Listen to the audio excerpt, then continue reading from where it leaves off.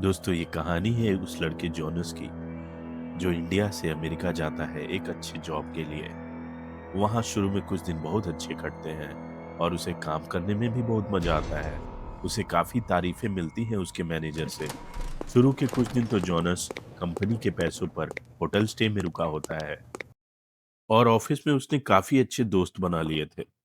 पर आखिरकार होटल छोड़कर जाना पड़ता है और तब वो एक घर की तलाश करता है जिसके लिए वो एक ब्रोकर को फोन करता है। पर साथ ही जब वो अपने फोन में अकाउंट चेक करता है तो उसके पास पैसे बहुत कम होते हैं। थक हार कर वो ऑफिस में एक बार फिर से अपने ब्रोकर को कॉल करता है और अच्छे और सस्ते घर की डिमांड करता है।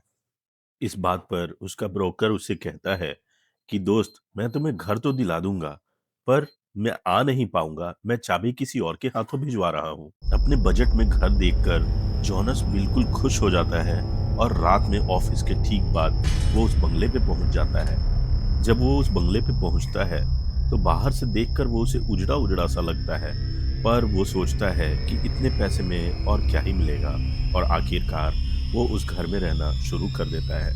शुरू के कुछ दिन तो अच्छे बीतते हैं और उसे कोई परेशानी नहीं होती। फिर एक रात उसे ऐसा लगता है कि कोई चलकर बाथरूम की ओर जा रहा है। 2-3 बार तो वो इस बात को इग्नोर करता है, पर आखिरकार बाथरूम की ओर जाकर देखता है कि आखिर क्या हो रहा है।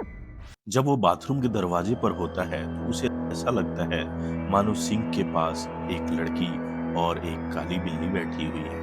वो उसे देखता है और चौंक जाता है, मगर जैसे ही वो अंदर पहुंचता है तो उसके आश्चर्य की सीमा नहीं रहती क्योंकि वो दोनों वहां से डिसअपियर हो जाते हैं। रात की घटना जोनस को अगले दिन बहुत परेशान करती है, पर वो किसी को कुछ बताता नहीं और चुपचाप से अपना काम करता रहता है।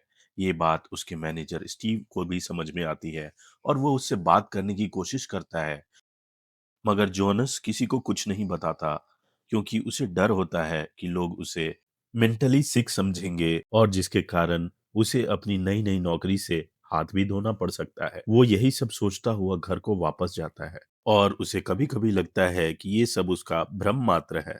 पर कहानी में आगे उसके साथ क्या होता है ये हम बताएंगे आपको अगले भाग में।